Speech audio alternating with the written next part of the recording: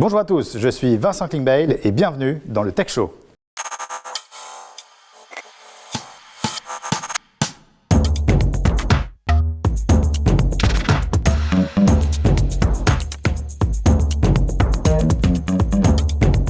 C'est un immense plaisir de vous retrouver chaque mois pour le Tech Show. Alors je voulais tout d'abord vous remercier pour votre fidélité. Vous êtes de plus en plus nombreux à nous suivre sur les réseaux sociaux, plusieurs centaines de milliers à liker, à partager nos vidéos. Et si l'émission rencontre un tel succès, c'est beaucoup grâce à vous.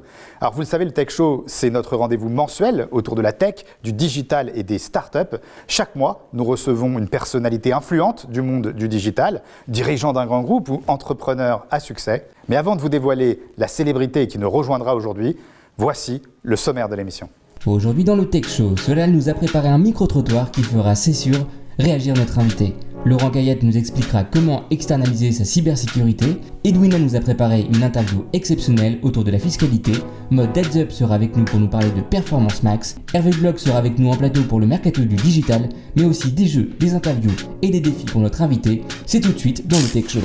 L'histoire de mon invité aujourd'hui est une véritable success story à la française. Originaire d'un milieu plutôt modeste, il a su peu à peu se faire une place parmi les entrepreneurs les plus flamboyants de sa génération. Après des études de droit et plusieurs petits boulots, il se lance dans l'immobilier où il gagne rapidement sa vie. C'est en 2016 qu'il devient célèbre grâce à un concept novateur, les bars repas et les repas à boire. Feed, c'est le nom de cette marque dont il est le fondateur et CEO. Depuis, il a investi dans une quarantaine de startups, de vendeurs de voitures à Golden Boy de la food tech. C'est un invité exceptionnel que nous recevons aujourd'hui. Anthony Bourbon est notre invité.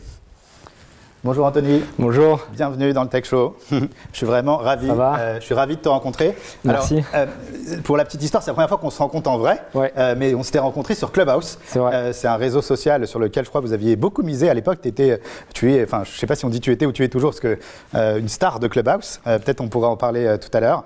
Mais avant, je voulais te dire qu'avec les tournages du Tech Show, j'ai pas trop eu le temps de déjeuner, donc j'ai pris une petite barre feed quand même. Donc j'ai pris la barre vegan chocolat et amande. Je t'avoue que j'ai été bluffé. J'ai goûté, j'ai trouvé ça excellent.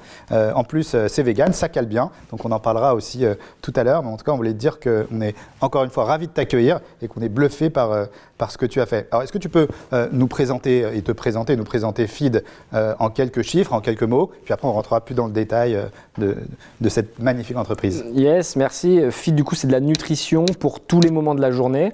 On s'est fait connaître en faisant des bars repas, donc vraiment entrée, plat, dessert dans une barre avec un équilibre parfait nutritionnellement. Et puis on a ouvert la gamme avec du snacking fonctionnel pour tous les moments de la journée. Donc des bars pour le petit déjeuner avec de la caféine, des bars post-repas du midi avec de l'immunité, des probiotiques, des prébiotiques, une barre quand tu travailles avec du focus, des nootropics également. On a des barres protéines pour le sport. Bref, à tout le long de la journée, il y a une barre qui correspond. Et c'est un projet qui a bien fonctionné puisqu'on a levé 40 millions d'euros. D'accord. On a recruté beaucoup de monde. Vous êtes combien de personnes aujourd'hui ? On était 100 au plus haut et avec le Covid, on a divisé par 2. Donc on est redescendu à 50. D'accord. On a réinventé le modèle, toujours voir le verre à moitié plein, même quand c'est compliqué. Et du coup, c'est là qu'on a lancé le nouveau branding, notamment qu'on a beaucoup bossé avec Clubhouse sur la marque. D'accord. Donc on a essayé de se réinventer pendant ce Covid. Et puis au bout de la 3e année, on faisait quand même 10 millions d'euros de chiffre d'affaires, plus de 10 millions. D'accord. Donc on est dans une voie qui déroule, mais c'est vrai qu'il y a eu différentes étapes. Et la post-Covid, ça repart fort ? Ouais, post-Covid, ça repart fort, mais ça a été long. Pendant 2 ans, il y a eu vraiment un plateau. Et c'était compliqué de réussir à garder de la motivation, à garder les équipes impliquées. Parce que quand tu vas bien et que la boîte fonctionne, tu as l'impression de marcher sur l'eau et tout le monde t'applaudit. Et dès que ça va moins bien, tu as beaucoup moins de coups de fil, beaucoup moins de messages. Et c'est aussi intéressant d'avoir vu les différentes facettes à la fois de certains investisseurs, de personnes de l'équipe. Ça te permet de jauger, de prendre un équilibre qui est beaucoup plus sain par la suite. Alors Anthony, tu n'as que 33 ans et tu as déjà un parcours assez admirable, exceptionnel, un parcours qui est aussi atypique. Donc on t'a un peu présenté avant l'émission, mais l'idée c'est d'en savoir un peu plus sur toi. Alors c'est parti pour l'interview Backstory. Alors Anthony, encore une fois, je suis vraiment ravi de t'accueillir dans le Tech Show. Alors ici, on reçoit des dirigeants de grands groupes et également des entrepreneurs. On reçoit des profils qui sont passés par des grandes écoles et d'autres qui sont autodidactes. Je crois que toi, tu es un self-made man et tu aimes bien le dire. C'est quelque chose que tu assumes et peut-être même qui peut servir dans le monde de l'entrepreneuriat. J'essaie de montrer l'exemple parce qu'il n'y en a pas beaucoup, malheureusement. 1% seulement des entrepreneurs se sont faits seuls. C'est un chiffre du French Tech Tremplin, donc du gouvernement. C'est-à-dire que 99% des entrepreneurs ont été aidés par leurs parents, par leur réseau, par leurs grandes écoles souvent. Et c'est important qu'il y ait aussi différentes figures avec différentes histoires de manière à ce que les gens puissent se sentir représentés et surtout avoir l'espoir de s'en sortir. Parce que quand tu es jeune et que tu vois personne qui te ressemble, tu te dis ça sert à rien que j'essaie, ça sert à rien que je me lance. Alors qu'en réalité, il faut essayer, il faut oser, il faut échouer. Et à un moment, ça finit par payer. Et donc toi, tu veux montrer l'exemple et tu veux dire, c'est pas parce qu'on vient pas d'un milieu particulièrement aisé qu'on ne peut pas réussir. Pas tomber dans la victimisation. D'accord. On a trop souvent tendance à utiliser sa condition sociale pour s'empêcher de réussir. Et les gens autour de vous vont aussi avoir tendance à vous tirer vers le bas, même les parents parfois. Moi, c'était le cas, mes parents étaient pauvres et c'était presque un crime de lèse-majesté de vouloir dire « moi, je veux gagner de l'argent, je veux réussir ». Parce que quand tu veux t'extraire de ta condition initiale, tu rappelles aux autres où ils sont en fait. Et il n'y a que ceux qui ne bougent pas, qui ne sentent pas le boulet qu'ils ont au pied. Donc c'est souvent plus simple de rester statique.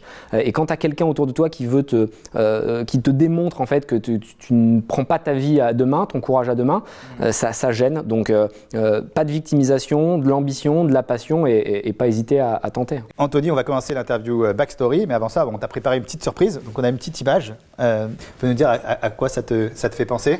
Ouais, c'est à Bordeaux, hein, le miroir d'eau de mémoire. Ouais, c'est marrant de revoir cette photo, ça fait longtemps que je ne l'ai pas vue. Bordeaux, c'est un peu mon début d'histoire compliqué, donc je l'associe à des moments qui ne sont pas forcément heureux. Ah mince, non, on voulait faire une surprise. Non, mais c'est pas de votre faute. Mais c'est intéressant de savoir s'extraire, à mon avis, d'un milieu. Et Bordeaux, c'est vrai que ça représente pour moi la difficulté. Et c'est une ville vraiment de nantis pour moi, c'est-à-dire que c'est les élites. Donc toi, tu es né à Bordeaux dans les années 90. Ton père est contrôleur SNCF, ta mère est vendeuse, et dans ta famille, il y a quelque chose qui revient souvent depuis que t'es gosse, et on te dit, toi de toute façon, tu t'intéresses qu'à l'argent. Ouais, c'est vrai qu'on me reproche d'être quasiment un capitaliste, alors que je parle juste de réussir. Hein. Je dis pas que je veux des Ferrari ou quoi, je dis juste j'ai envie de réussir. Et c'est mal vu. Et on me demande pourquoi tu veux pas être cheminot, donc travailler à la SNCF comme ton père, et comme le grand-père, et comme le père du grand-père. Enfin, ça fait, je sais pas, 10 générations, moi, qu'on est sous les trains ou dans les trains. Donc toi, tu as l'impression que l'ascenseur social est en panne? Dès le début, en fait, ouais. C'est terrible parce qu'avant même de rentrer dans l'ascenseur, tes proches t'empêchent d'y aller. Et ça montre à quel point c'est difficile de suivre ses rêves, de se faire confiance parce que tu as 15 ans et tout le monde te dit non, tu dois être cheminot. Donc pour toi, c'est aussi beaucoup une question de mentalité. Il faut changer les mentalités et faire passer le message à tout le monde que tout est possible, que toi, tu as réussi et que donc tout est possible. Oui, il faut changer l'état d'esprit global et surtout faire comprendre aux gens qu'ils ne sont pas coincés dans leur catégorie sociale. Aujourd'hui, il y a des vases communicants qui sont en train de se créer et le peuple a le droit de rêver. Le peuple a le droit de prendre son destin en main, a le droit d'avoir sa liberté et il faut des exemples pour montrer que c'est possible parce que malheureusement, aujourd'hui, les politiciens te disent tous « oui, tu peux trouver du travail facilement, c'est simple, etc. » Mais la réalité, c'est qu'eux ne sont pas passés par ces étapes. Donc, ils n'ont pas la légitimité, la crédibilité et les jeunes qui viennent d'en bas se disent « mais enfin, il dit ça, mais il a fait l'ENA, il a été dans une grande école, il connaissait un tel, il avait des millions. » Donc il faut des gens qui leur ressemblent, mais encore une fois, ne pas tomber non plus dans la victimisation en disant je suis pauvre, j'y arriverai jamais. C'est vrai, hein, mais il y a quand même pas mal d'entrepreneurs, dont des entrepreneurs qui ont monté des licornes, qui viennent aussi d'un milieu qui n'est pas particulièrement aisé, mais contrairement à toi, peut-être qu'ils le revendiquent moins ou qu'ils le mettent moins en avant. Mais on en connaît quand même beaucoup hein, qui ont quand même réussi. Mais toi, peut-être la différence, c'est que tu veux le partager et tu veux donner l'exemple. C'est important. Après, les licornes aujourd'hui, majoritairement, c'est du B2B. Donc, c'est vraiment des boîtes qui n'ont pas trop de storytelling puisqu'elles ne communiquent pas avec des consumers. C'est pas du B2C. Donc, il y a moins besoin de raconter une histoire. Mais si tu vends des produits, donc tu es en B2C, tu es une DNVB, tu es une marque, c'est super important d'être authentique et de raconter ce qui t'est arrivé de manière à générer de l'émotion dans ta communauté. On a trop souvent l'impression qu'il faut parler que de ses bons côtés pour réussir. C'est une erreur que je faisais quand j'étais jeune. Je disais à tout le monde j'ai de l'argent et je mentais parce que j'avais rien. D'accord. En ayant l'impression que ça allait m'attirer un regard impressionné des gens. Et en réalité non, parce qu'ils te jugent, ils sentent que tu mens un peu, et même s'ils y croient, tu crées de la distance avec eux, alors que c'est en parlant de tes failles que les gens vont se reconnaître en toi et avoir envie de te suivre et envie de croire dans leur possibilité aussi de sortir de leur quotidien. Et alors c'était quoi ton rêve d'enfant ? Mon rêve d'enfant, j'avais pas un rêve précis, mais je savais que je voulais faire de grandes choses. Je voulais faire grand, gros. Je voyais pas trop l'intérêt de rester cloîtré. J'habitais à Pessac, donc c'était la banlieue de Bordeaux. Je comprenais pas en fait ce monde. J'avais l'impression d'être un peu dans le Truman Show, tu vois. Tout le monde travaillait, tout le monde regardait le JT à 20h tous les soirs et ils absorbaient comme ça l'info.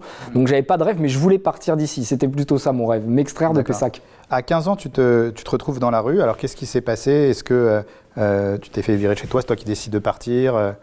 Ouais, un peu plus tard, mais avant 18 ans. C'est marrant, les psychiatres me disent que c'est normal de supprimer les dates et les périodes dans ta tête des moments difficiles. Donc, si tu veux pas en parler, non, pas du tout, mais les dates me paraissent toujours floues. Mais ouais, j'avais un père violent.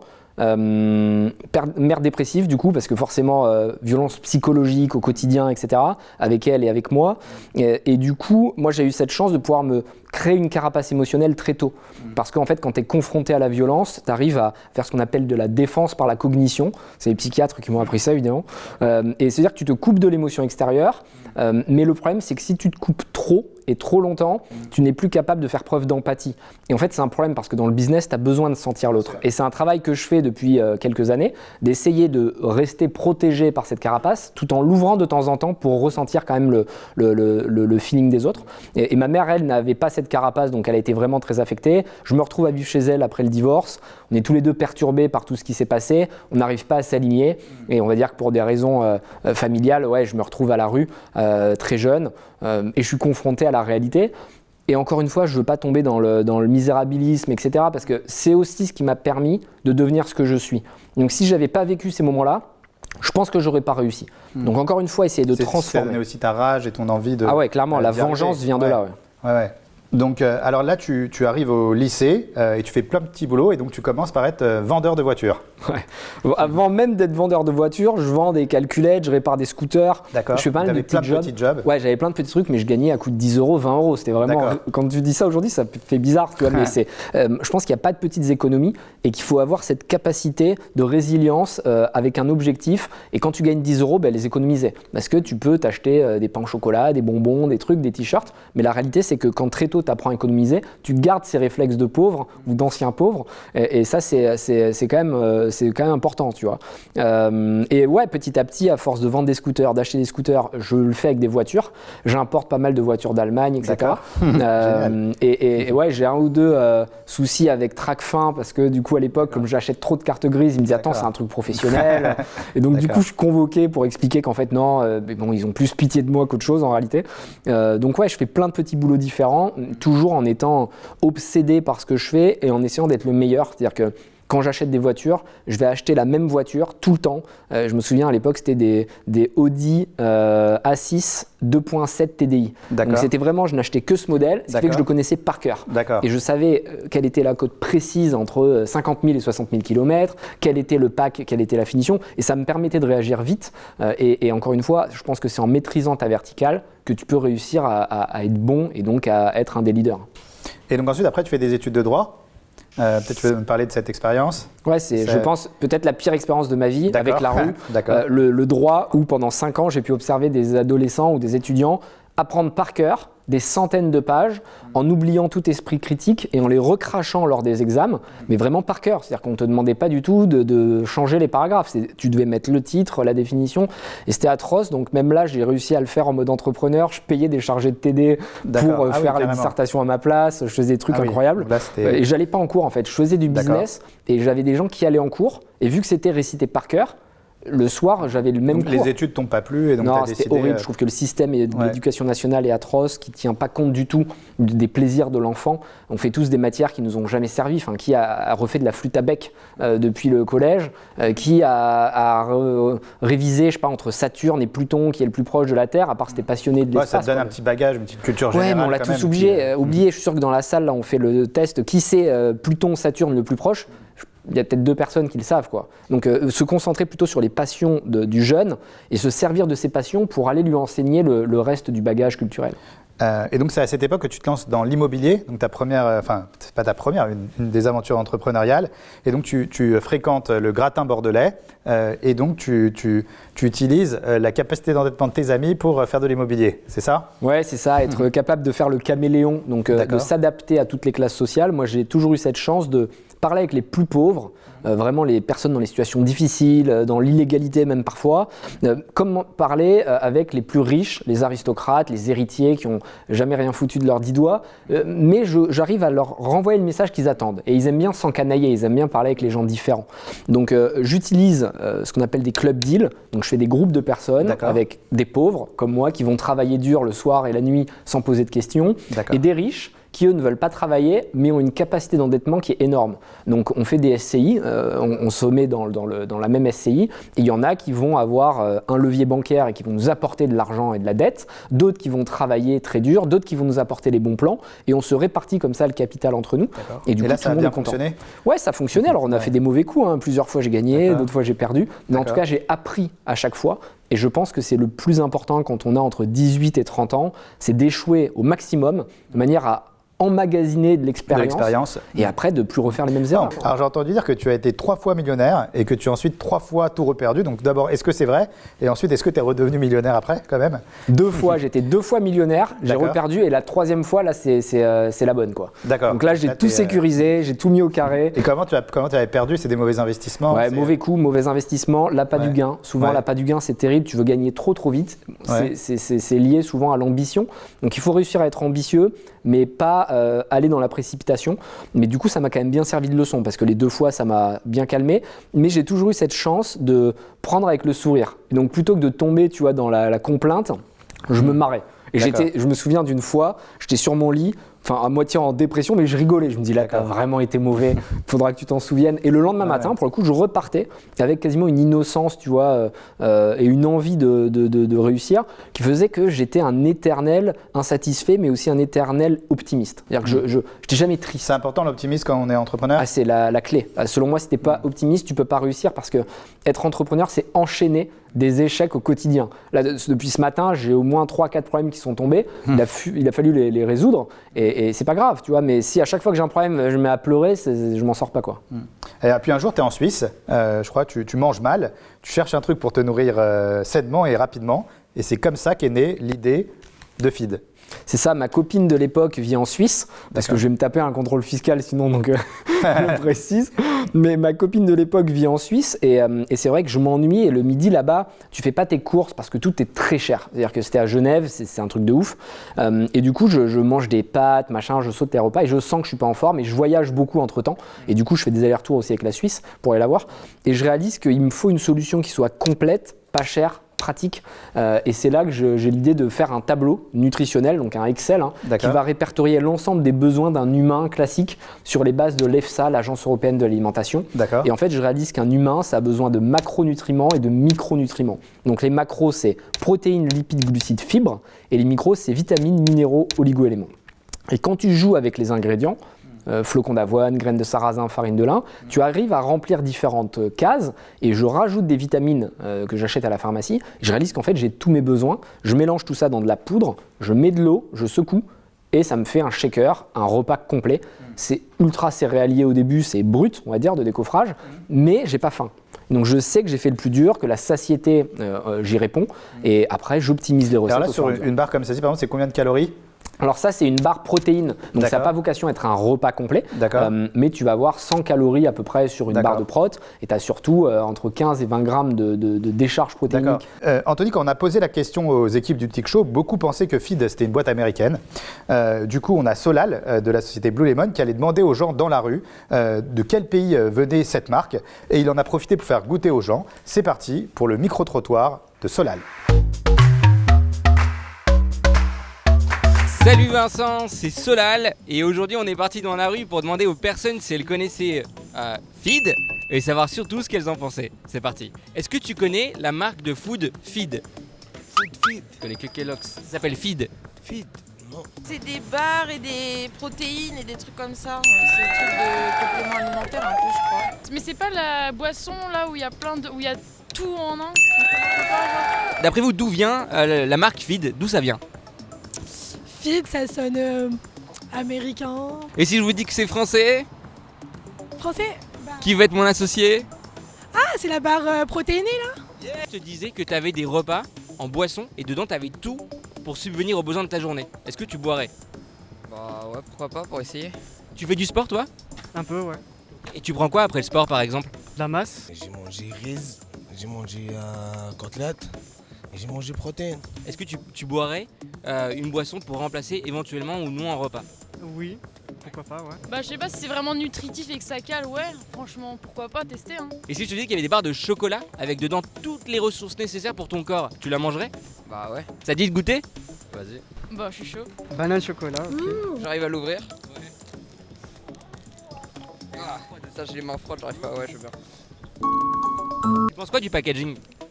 Il est beau, ça donne envie. Mais en fait maintenant que tu me le mets dans les mains je connais. Mais c'est stylé, c'est simple. Tu penses quoi de la barre de céréales au chocolat comme ça? Eh bien, il y a beaucoup de chocolat déjà. C'est assez gros hein.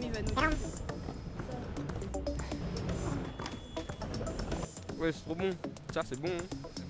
Moi on dirait du nougat un peu bizarre. C'est bon, c'est hyper bon. C'est surprenant? Ouais, Tu vas la finir après? c'est sûr. T'auras plus faim après. Ouais c'est pas mal hein. Ouais. Moi j'aime bien les fruits rouges. Pour toi c'est un oui? Tiens oui. C'est que c'est assez nouveau, genre que c'est une découverte quoi. Original et bon hein. Déjà, c'est délicieux. Bien, je vous dirais d'essayer l'expérience. Hein. Anthony, Vincent, on peut dire que les réactions sont plutôt positives, voire très positives. Vous avez compris, manger feed, c'est choisir, vaincre, évoluer. Soyez feed. Merci beaucoup Solal pour ce micro-trottoir toujours réussi. Alors, est-ce que tu penses que Feed aurait pu être une boîte américaine? Ouais, clairement, il y a un concurrent qui s'appelle Soylent qui l'a lancé et il y a cette envie très pragmatique américaine de gagner du temps. Pour autant, on a voulu le faire à la française avec des ingrédients qui sont naturels, des flocons d'avoine, des graines de sarrasin, de la farine de lin, des ingrédients qu'on a l'habitude de digérer depuis des centaines d'années. On va passer à l'interview Feed, on va parler un peu plus de Feed, donc c'est parti pour l'interview Feed.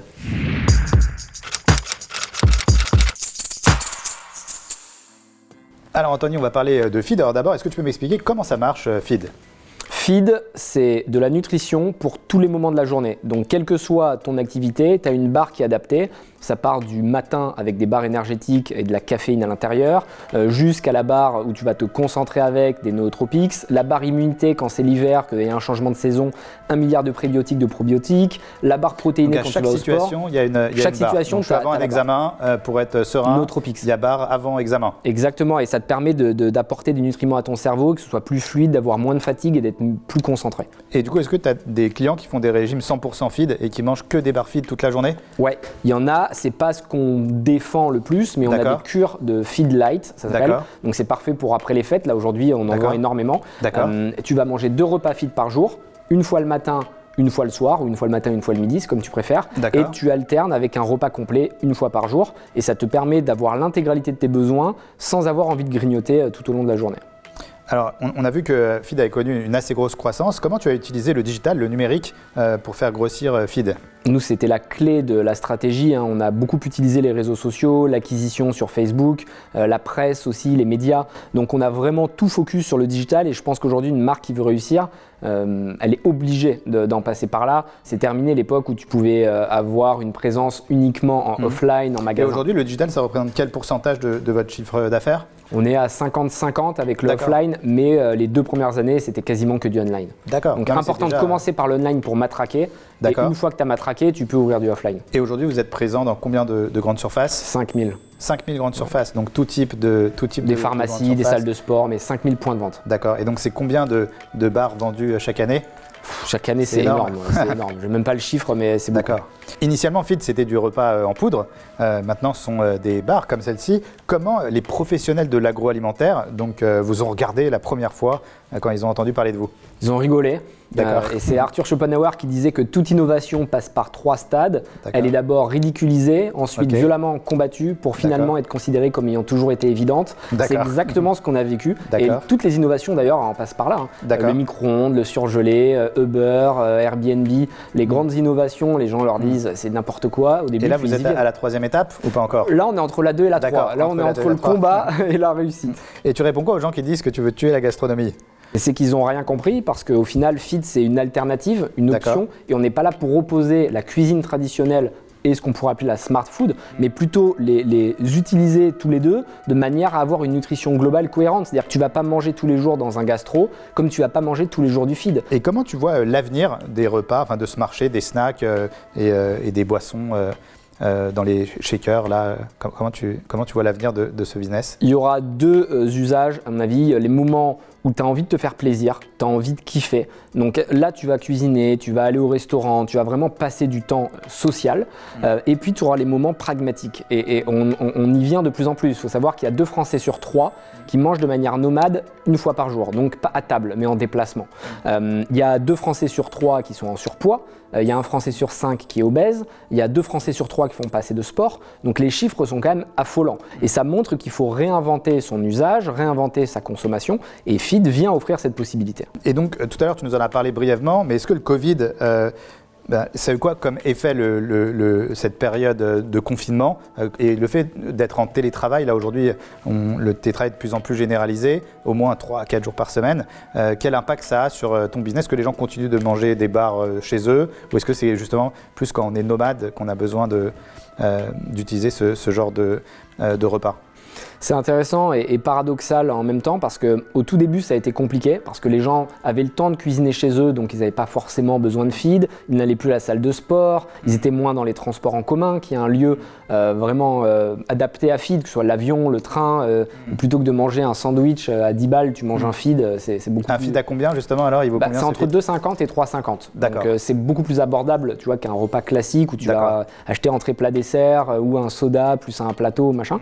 Donc au début ça a été compliqué et puis en réalité dans un second temps les gens ont pris conscience de l'importance de l'alimentation et c'est ce qu'on appelle... Dès qu'ils ont pris 5-6 kilos au début, ils se sont dit bon là il est temps de... Exact, et qu'ils ont vu aussi l'impact du Covid et qu'ils ont vu à quel point quand tu mangeais mal tu étais en danger vs ceux qui mangeaient bien. Et donc du coup c'est devenu une tendance, ce qu'on appelle l'alicament, c'est-à-dire que tu vas manger mais aussi quasiment prendre des compléments alimentaires en même temps. Et c'est exactement ce que propose Feed. Plutôt que d'aller manger normalement et de prendre une gélule de vitamines, autant avoir direct tes vitamines dans tes bars ou dans ton alimentation. Et ça a permis de changer les usages et les consommations. Et après, d'un point de vue business, du coup, là, vous avez connu une période plus compliquée alors pendant le Covid. Comment ça s'est passé? Comment tu as surmonté cela? Et surtout, est-ce que ça va mieux maintenant? Ça a été très compliqué au début parce qu'on a pris un plateau. C'est-à-dire qu'on était dans une phase de croissance très violente. L'hypercroissance de start-up. On levait beaucoup d'argent, 40 millions avec des valos un peu déconnantes, toujours très hautes, mais en mode start-up. Rien à voir cependant avec la tech vraiment où là les multiples sont complètement fous. Mais bon, malgré tout, on valait plus que ce qu'on valait en réalité d'un point de vue mathématique. Et du coup, les investisseurs qui rentraient, juste après avoir posé l'argent, la boîte ne montait plus, donc ça a été forcément compliqué à gérer. Mais l'entrepreneuriat, c'est aussi des vagues, et du coup, il ne faut pas baisser les bras, il ne faut pas se démotiver, il faut garder sa ligne de mire et se dire que chaque choix que tu vas faire doit être pensé pour dans 5 ans, 10 ans. C'est presque des choix générationnels. Toi, tu te projettes à long terme Super avec long. cette société?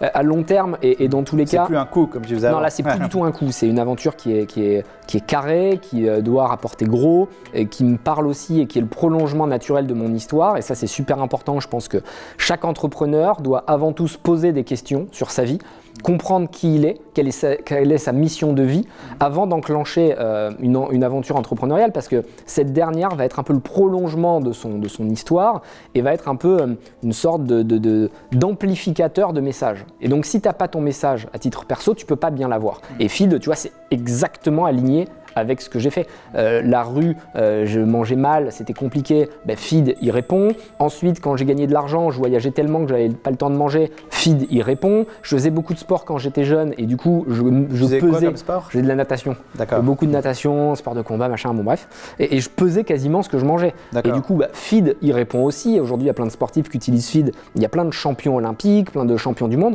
L'équipe de France bouffe du Feed pendant les matchs. Il y a eu des stories qui ont sorti. Ouais, on n'était même pas au courant. Du coup, tu connais Mbappé?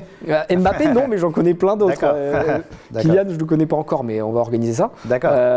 Et ça montre qu'au final, des gens vont consommer du feed sans même être influenceurs ou payés par nos soins. Et c'est là que tu sais que ton produit résout quelque chose. C'est que des gens très connus qui vont être entourés par des kinés, des médecins du sport, etc., viennent consommer tes produits. Et est-ce que tu vois alors des perspectives de diversification? Est-ce que Feed, c'est un modèle scalable, comme on dit, puisqu'on a parlé de start-up? Comment tu vas faire pour faire valoriser, je sais pas, 1 milliard d'euros pour que ça devienne une licorne? C'est possible parce qu'au final, le produit sera le même pour tous les pays. Donc on doit changer simplement les packaging parce qu'en fonction de si tu es en Angleterre ou en Allemagne, tu ne dois pas marquer les mêmes choses sur ton packaging. Mais les recettes sont les mêmes, donc je vais même plus loin. Plus on va en vendre, plus on va avoir nos prix de revient qui baissent et du coup, plus on va pouvoir faire de la marge. Donc concrètement, c'est un modèle qui a de la scalabilité possible. Évidemment moins qu'un logiciel tech où tu as juste à faire 3 lignes de code pour que ça sorte. Mais il faut toujours faire une boîte qui te ressemble et où tu es bon. Et moi, j'aurais pas été bon à gérer 500 personnes. C'est pas dans mon ADN. Moi, je suis bon pour gérer une petite équipe, 50, 100 personnes, où il y a du branding, il y a du marketing. Et du coup, c'est plus une boîte B2C, même si ça me frustre parce que je sais que j'aurais pu gagner davantage d'argent si j'avais fait une boîte qui était un peu plus classique startup. Et donc, alors, quels sont les prochains défis qui attendent Feed dans les prochaines années? Là, il faut réussir à toucher le mass market. On a réussi à convaincre nos early adopters, donc les personnes qui sont sensibles à l'innovation. Là, on est en train d'attaquer le mass market. Ça fonctionne bien, mais il faut vraiment que tous les Français connaissent Feed. Une fois que tous les Français connaîtront Feed, quand je dis tous, c'est 90%, parce que tu peux jamais avoir 100%, mais une grosse majorité, on va se concentrer sur les États-Unis, qui sont notre prochain marché assez naturel, puisque là-bas, tout le monde mange des barres protéinées, tout le monde mange des shakers de meal replacement. C'est pour ça que tout de suite on a pensé. Ouais, c'est vrai que c'est très américain dans l'état d'esprit. Alors, une petite question subsidiaire. Est-ce que tu fais attention à tes mots de passe? Pas assez, je pense. Pas assez, parce que chaque mois, on a le plaisir de recevoir un expert qui est incontournable dans le milieu de la cybersécurité. C'est Laurent Kayat, le fondateur de la société Medsys, qui va nous expliquer aujourd'hui pourquoi externaliser sa cybersécurité. C'est parti pour la chronique Cybersécu.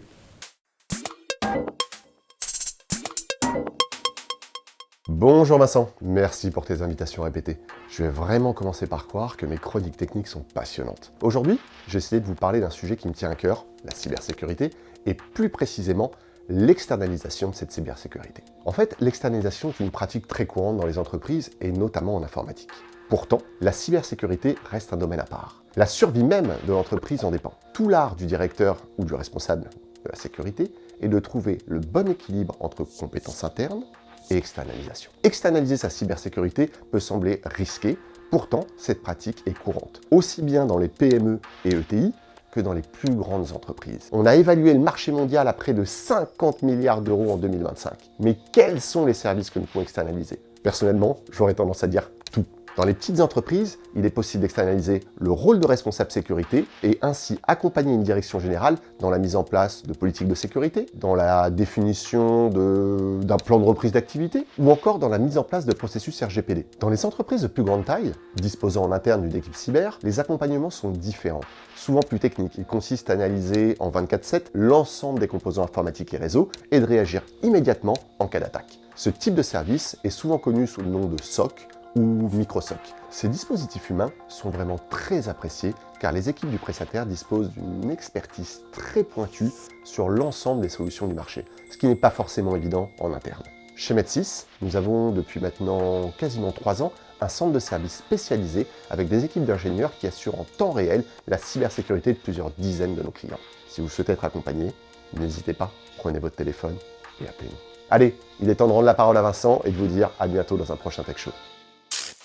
Merci beaucoup Laurent de la société Medsys. Alors la cybersécu, est-ce que c'est un sujet qui est important pour vous? Est-ce que vous avez investi? Est-ce que c'est un sujet qui te préoccupe? Assez peu, honnêtement, on a eu une attaque une fois de Russie ou je sais pas trop quoi, ils nous ont pris des mails. Depuis, on s'est backé avec un agent externalisé. D'accord. Mais c'est vrai que c'est pas un sujet, nous on n'est pas trop sur le net, on n'a pas trop de database, donc on est relativement épargné. D'accord. Anthony, on peut dire que le repas à boire ou ce snack nouvelle génération, il y a quelques années, c'était quand même de la science-fiction. On n'aurait pas pu imaginer ça. Et donc on a retrouvé un extrait donc de Demolition Man, un classique, je pense que ça doit te dire quelque chose. C'est de la nourriture qui est en poudre et qui devient une pizza. Donc on te montre cet extrait puis on débriefe après. Il est fier de lui, le héros. Tenez!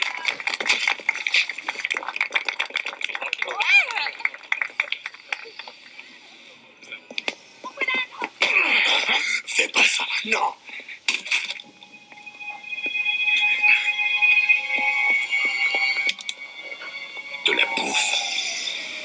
désinvolture qu'elle te méritait. On dirait qu'il y a un nouveau chétif en ville. C'est shérif. Ces types-là, c'est qui? Nous les appelons les rebus. Des parias et des déserteurs qui ont choisi de vivre sous terre dans des tunnels abandonnés et des égouts. Alors Anthony, est-ce que ça t'a inspiré cette vidéo de Demolition Man? Je me souvenais pas de ce passage, mais c'est toujours un plaisir de revoir ce bon vieux Stallone. Il y a d'autres pubs dans le même état d'esprit. Tu avais Rapide Asperge qui faisait des asperges en tube. C'était une blague évidemment, mais c'était une marque de sucre qui d'ailleurs aujourd'hui ne pourrait plus du tout communiquer comme elle l'avait fait à l'époque. Et il y a un autre film qui est génial qu'il faut regarder, c'est Soleil Vert, Soleil Green. Et c'est de là que Soylent, notre concurrent, a pris le nom. Mais c'était un peu plus glauque. C'était en fait les gens mangeaient des bars. Et à la fin du film, tu apprends qu'en fait, c'est des humains recyclés dans la barre. Ah ouais, et donc, eux, ils avaient vraiment cette vision très techos. Nous, on n'a pas été dans cet axe-là. Alors, justement, étant donné que tu as un regard très futuriste sur la société, on a décidé de te faire l'interview du futur. Donc, c'est parti pour l'interview du futur.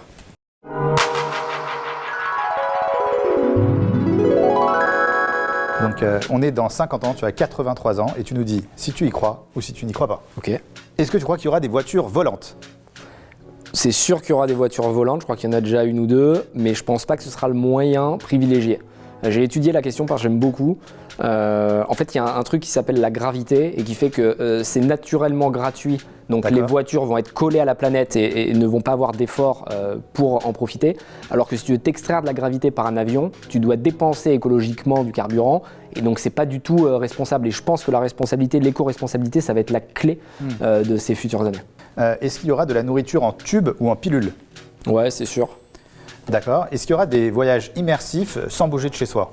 Ouais, sûr aussi. Dans le métaverse? Métaverse. C'est quelque chose qui t'intéresse? Ouais, j'adore. J'adore. Je lis beaucoup, j'investis beaucoup dans le sujet, blockchain, Web3, j'adore. D'accord. Est-ce que tu penses que le Bitcoin vaudra plus de 2 millions d'euros? 2 millions d'euros, peut-être pas, mais je pense qu'il va monter beaucoup encore. D'accord. Est-ce que ça t'intéresse, les crypto-monnaies, le Bitcoin? J'aime beaucoup la technologie blockchain, moins les crypto-monnaies qui sont de la spéculation et on leur prête trop de vertus. Et du coup, ça amène les gens vers le Web3 pour les mauvaises raisons, mais la technologie de décentralisation est exceptionnelle. Est-ce que tu penses que la viande sera interdite à la consommation? Je pense que ce sera un truc de riche, ouais. Peut-être interdit même. Mais ce sera un truc de riche, un peu comme à une époque, tu vois, tu avais l'alcool et il fallait avoir de l'argent pour en avoir. Je pense que la viande, ce sera effectivement pour les grands moments de fête, un peu comme le foie gras, tous ces trucs, ça va être interdit. Est-ce qu'on aura limité le réchauffement global à 2 degrés? Non, je pense pas. D'accord. Malheureusement, je pense pas, parce qu'en fait, on est dans une société capitaliste, et quand je dis capitaliste, c'est pas dans le mauvais sens du terme, parce que moi, je me définis comme étant un capitaliste méritocratique. Et donc, tant qu'on n'est pas capable de rétribuer les gens qui font attention, personne ne le fera. Donc, il faut avoir une cohésion globale, internationale, et j'ai du mal à y croire. Est-ce qu'à ton avis, on sera encore plus connecté, ou justement, est-ce qu'on voudra se libérer de la technologie? Ouais, c'est intéressant, c'est possible qu'on en ait tellement marre, à un moment qu'on arrête, mais ça me semble quand même mal engagé. On a toujours plus de connexions avec le web. On passera notre vie dans le métaverse?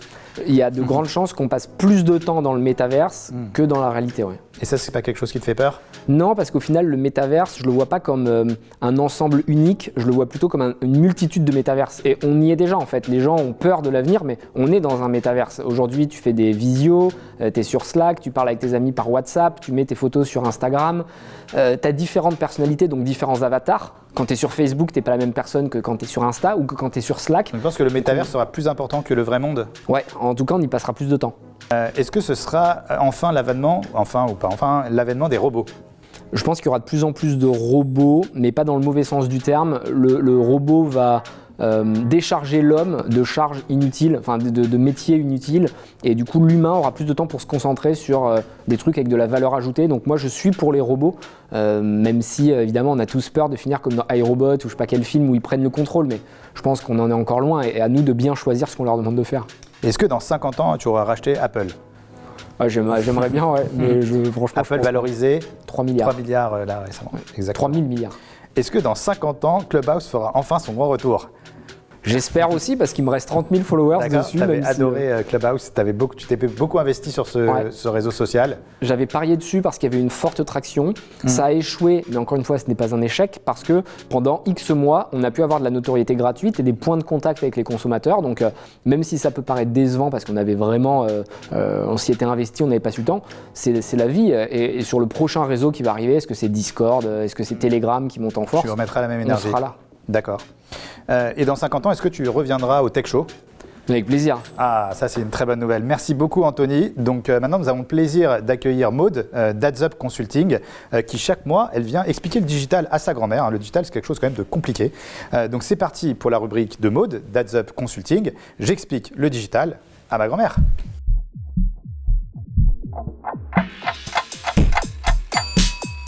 Alors ma mamie trouve le sujet d'aujourd'hui un peu compliqué, mais si vous faites de l'acquisition pour votre marque via Google Ads, ça devrait vous plaire car on va aborder la nouveauté du moment. Si je vous dis Performance Max, vous me dites que ça sonne comme une marque de prod super performante pour aller à la salle de sport. Alors non, Vincent, pas rien à voir avec la salle de sport. Un super pouvoir des Power Rangers. Alors non plus. Un bouton de la K2000. Ouais, alors là on a touché le fond, donc pas du tout. Ok, je crois que cette vidéo s'impose. Alors déjà salut à tous, moi c'est Maud Berenzung, je suis directrice associée du cabinet de conseil en performance digitale Adds Up Consulting. Chez Adds Up, notre premier amour, c'est le search. Nous sommes Google partenaire premier pour la 7e année consécutive en 2022. Ça veut dire qu'on fait partie des 3% des meilleurs acteurs français par notre expertise et notre savoir-faire pour vous aider à vous démarquer de vos concurrents dans votre stratégie d'acquisition sur Google Ads. Et aujourd'hui, je prends donc cette casquette SIA pour vous expliquer la magie de Performance Max pour augmenter vos ventes sur Google Ads. Je vous présenterai aussi 3 gros avantages du format et enfin, on vous a même préparé une FAQ complète avec toutes les questions de nos annonceurs chez Adds Up sur pourquoi et comment tirer parti de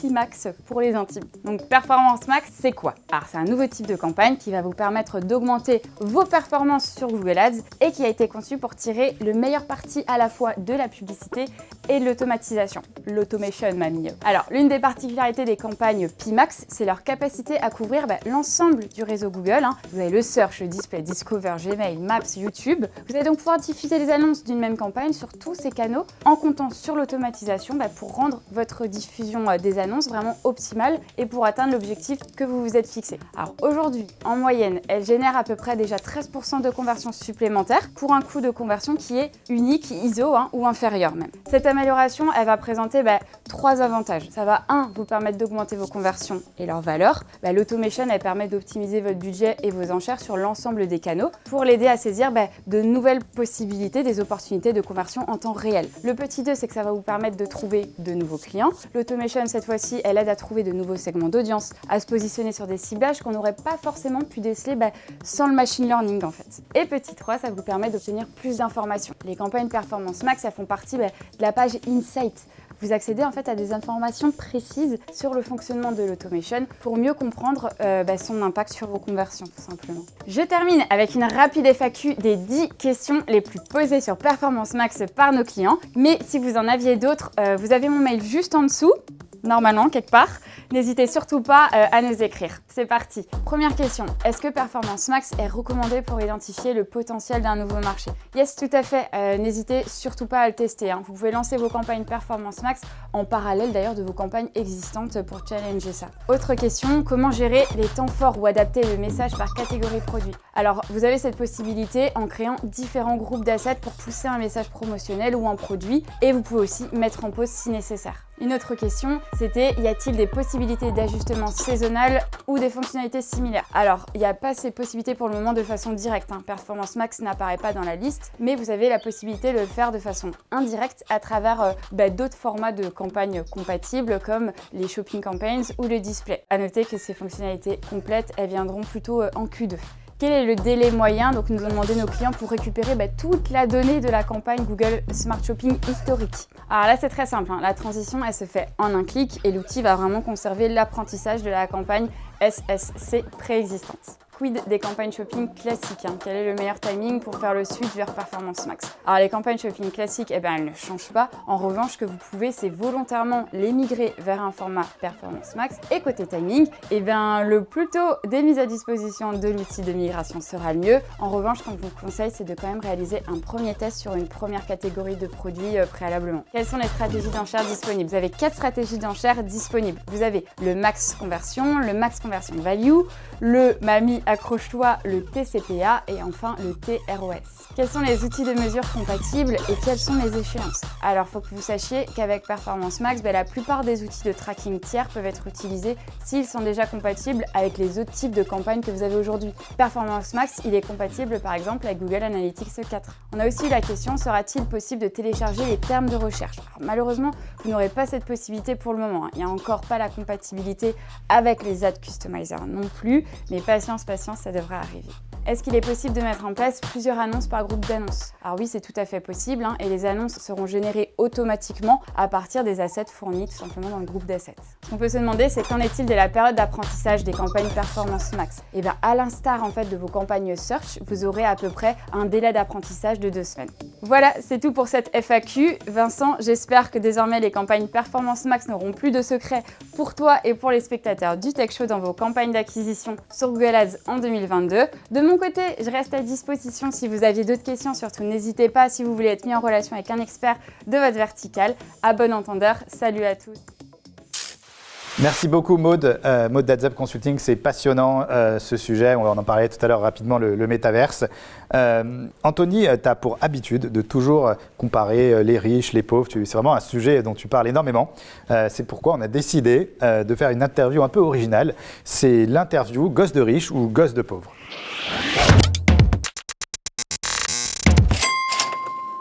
Alors Anthony, donc c'est vraiment un jeu qui est personnalisé pour toi parce qu'on sait que c'est un sujet qui est important pour toi. Donc on va te donner des noms ou des concepts et tu vas nous dire si c'est quelque chose d'un gosse de riche ou gosse de pauvre.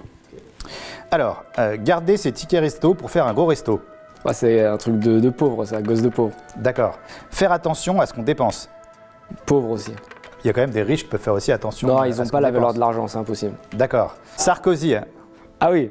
Mais lui, il n'était pas très riche, je crois, donc plutôt un gosse de pauvre, il me semble. D'accord. Habiter dans 500 mètres carrés alors qu'on n'est pas super riche. Ça peut être un truc de gosse de pauvre qui a le complexe du banlieusard et qui veut envoyer une image qui n'est pas vraiment, mais grosse erreur parce qu'il va tout perdre en faisant ça. Habiter dans 50 mètres carrés alors qu'on est super riche.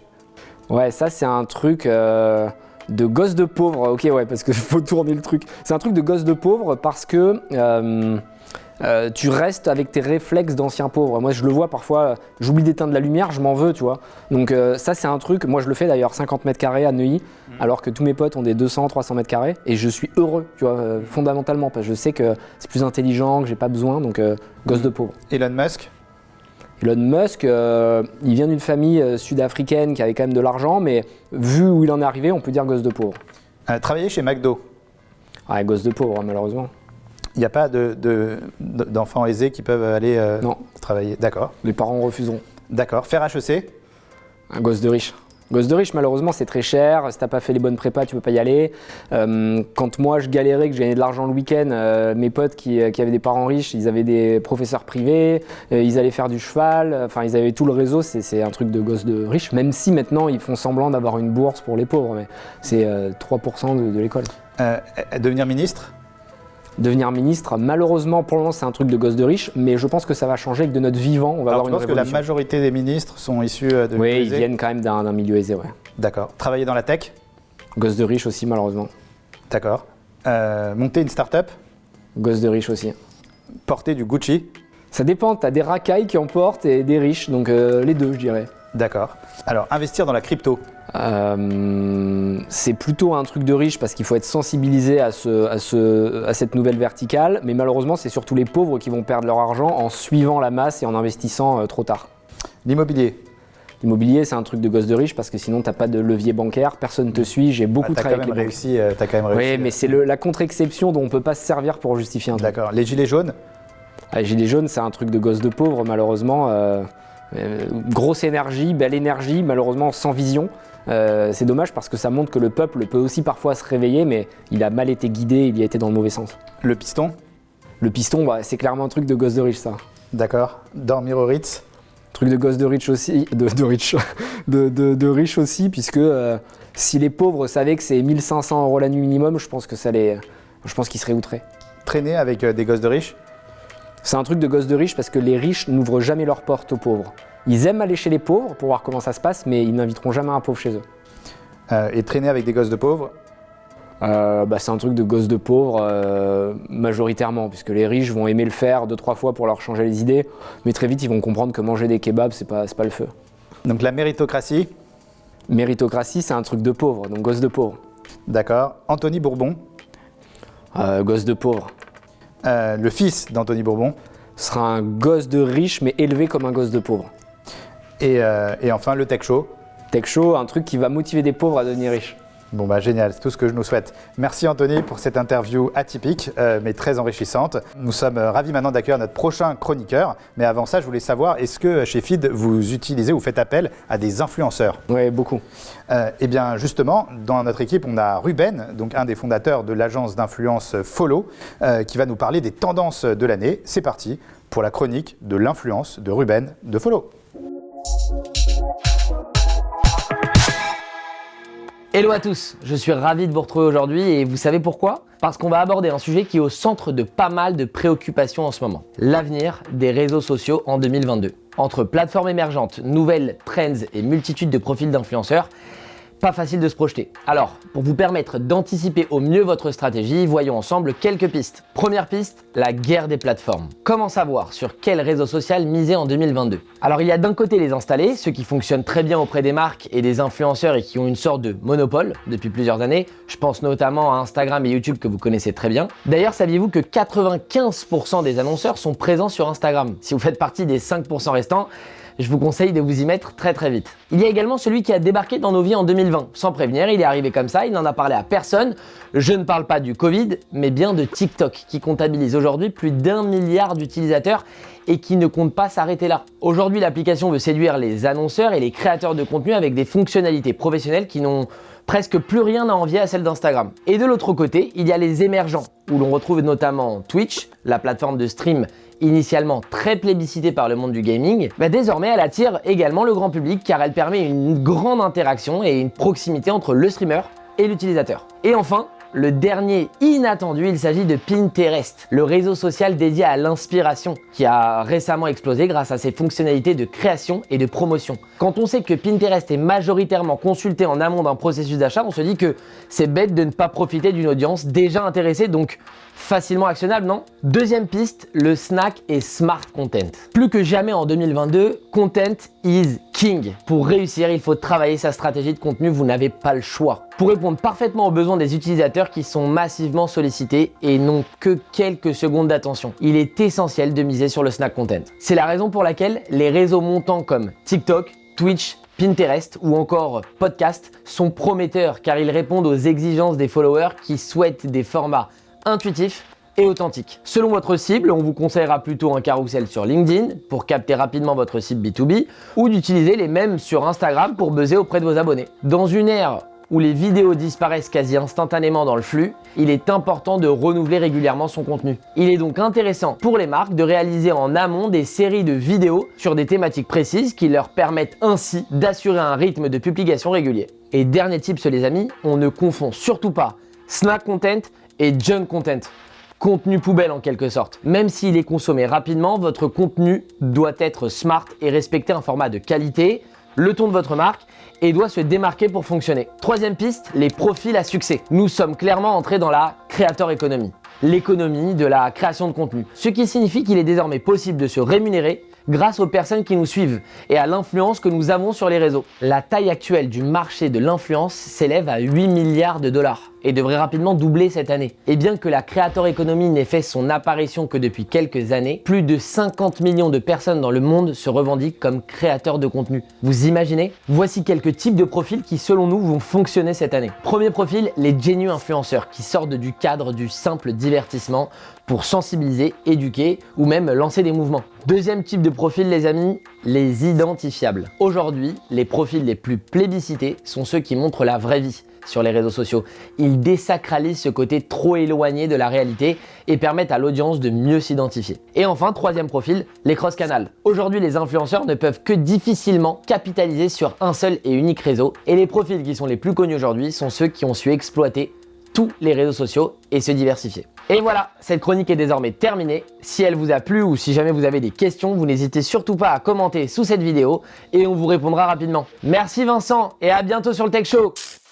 Merci beaucoup Ruben de l'agence d'influence Follow. Alors l'influence, qu'est-ce que vous faites? Alors je sais que toi, tu es déjà un influenceur, tu es extrêmement présent sur les réseaux sociaux, mais est-ce que vous avez recours, est-ce que vous avez des opérations de macro, micro-influence? Ouais, on travaille avec plus de 500 influenceurs chaque année d'accord. Qui ont une légitimité sur notre secteur, donc qui vont faire du sport, qui vont faire attention à eux, qui sont urbains, bobos, on va dire, dans des grandes villes. Mais ça fonctionne bien. Il ne faut pas que ce soit trop mercantile parce que maintenant les consommateurs ont l'habitude de détecter le vrai du faux. Mais c'est un vrai levier d'acquisition et une marque est obligée quasiment de l'utiliser. Surtout dans votre secteur. Anthony, tous les mois, je laisse les clés du plateau à Edwina d'European Digital Group qui va nous parler fusion-acquisition, qui va nous parler M&A. Et ce mois-ci, elle reçoit maître Christophe Moreau, qui est un avocat associé au sein du cabinet Chamas Marcheteau. Et elle va nous parler fiscalité, la fiscalité dans une opération de M&A. Donc c'est parti pour l'interview d'Edwina. Bonjour à tous et bienvenue dans ce nouvel épisode dédié à la compréhension des opérations d'investissement. Je reçois aujourd'hui maître Christophe Moreau du cabinet d'avocats Chamas et Marcheteau pour parler fiscalité, sujet ô combien juteux. Bonjour Christophe, je suis ravie de te recevoir aujourd'hui sur le plateau. Bonjour Edwina, merci pour ton invitation. Avec plaisir. Je souhaiterais aborder avec toi un sujet qui est assez sensible, mais qui est important dans les opérations d'investissement. Et ce sujet, c'est le partage de la création de valeur entre les entrepreneurs, managers et les investisseurs. Et c'est un mécanisme qu'on appelle souvent le management package. Est-ce que ça te va comme sujet aujourd'hui ? Écoute, moi c'est parfait. Moi, je suis ravi effectivement d'avoir l'occasion d'échanger sur ce sujet qui est fondamental pour les managers et le monde du private equity en général. Super, alors on se lance. Est-ce que tu peux déjà nous rappeler le principe du management package ? Alors, pour bien comprendre le principe du management package, lorsqu'une société a fait une ou plusieurs levées de fonds ou a fait l'objet d'un LBO, eh bien, en général, on a deux grandes catégories d'actionnaires au capital de la société. D'un côté, les managers, entrepreneurs qui portent le projet de l'entreprise, mais qui par essence ont des moyens financiers limités pour l'exploiter. Et de l'autre côté, les investisseurs financiers qui, eux, ont les moyens financiers mais ne souhaitent pas s'impliquer dans la gestion de la société. Sauf que quand des investisseurs arrivent avec des moyens financiers importants, eh bien, ils se retrouvent à potentiellement pouvoir appréhender la majeure partie de la valeur de la société. Et c'est là que le management package intervient, puisque le management package est un accord entre ces deux grandes catégories d'actionnaires, à travers lequel les investisseurs vont accepter de rétrocéder une partie de leur plus-value aux managers afin de les récompenser des performances réalisées par ces derniers au sein de la société, afin effectivement de les récompenser et les motiver. Et du coup, quels sont les instruments, qu'ils soient des titres ou autres, qui portent le management package ? Alors, tu as deux grands mécanismes d'intéressement envisageables. D'une part, les mécanismes dits légaux ou réglementés. Oui. Ce sont des mécanismes qui considèrent le partage de plus-value comme un salaire d'un point de vue juridique, puisque c'est la contrepartie d'une activité déployée par les managers au sein de la société, mais ce salaire bénéficie sous certaines conditions d'un régime fiscal de faveur qui parfois n'a de faveur que le nom. Et ces trois instruments réglementés, ce sont les stock options, les actions gratuites et les BSPCE. Et le défaut de ces mécanismes légaux, c'est que d'une part, ils sont soumis à des conditions très strictes. Par conséquent, on n'arrive pas à les appliquer à toutes les situations. Certains mécanismes sont surtaxés, tels que les stock options, ce qui fait qu'aujourd'hui, plus personne n'émet véritablement de stock options. Le principal inconvénient de ces mécanismes légaux, c'est que ce sont tous des mécanismes gratuits. Ce sont des mécanismes, en fait, à travers lesquels le manager ne va supporter aucun risque financier. Ça pose parfois problème lorsqu'on a des investisseurs qui, effectivement, souhaitent adopter une autre philosophie, faire en sorte qu'il y ait véritablement un alignement d'intérêts entre eux et les managers. Et du coup, donc, pour pallier effectivement les défauts de ces mécanismes réglementés, on a deux grandes catégories d'instruments pour les management packages non réglementés.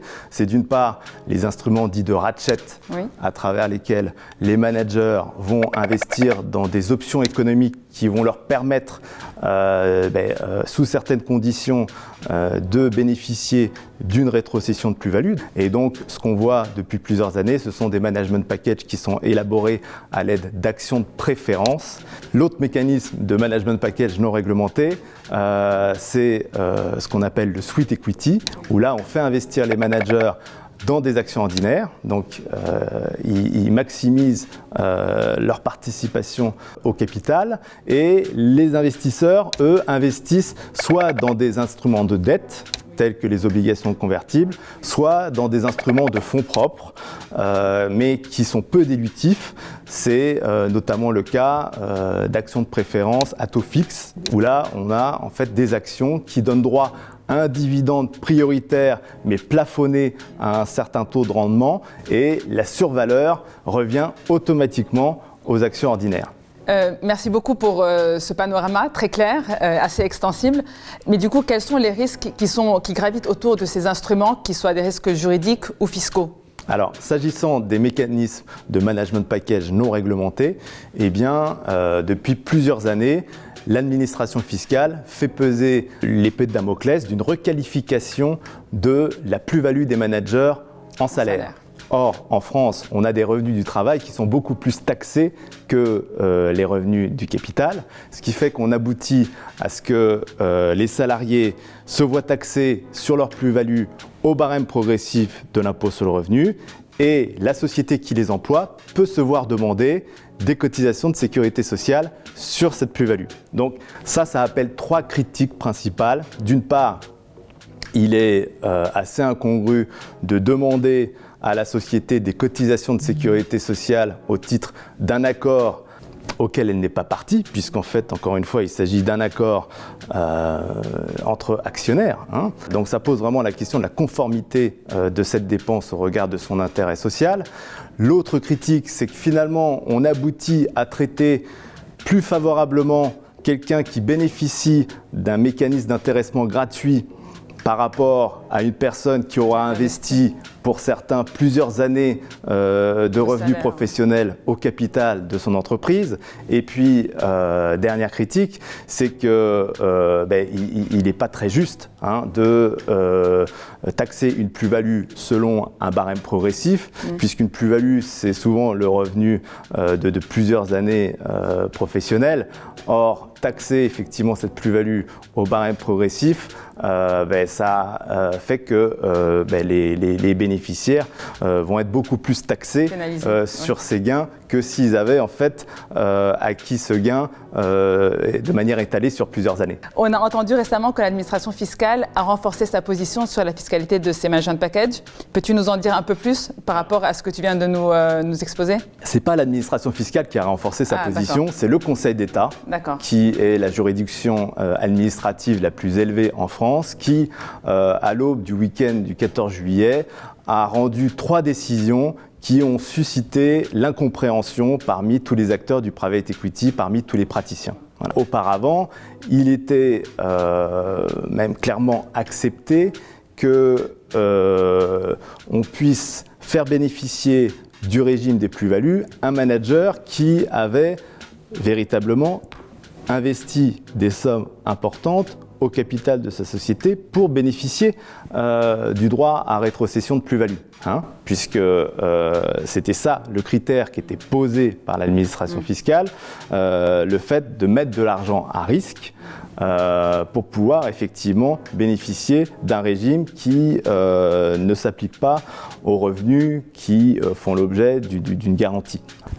Ce qu'a décidé le Conseil d'État à l'été dernier, c'est que lorsque un manager investit au capital de son entreprise, certes, effectivement, s'il y a un avantage au moment de la souscription des actions, eh bien, cet avantage doit être taxé en salaire. Et ça, finalement, tout le monde est d'accord avec ce principe. Mais la nouveauté, c'est que le Conseil d'État a indiqué que la taxation de cet avantage au salaire à l'entrée ne préjugeait pas la taxation de la plus-value à la sortie.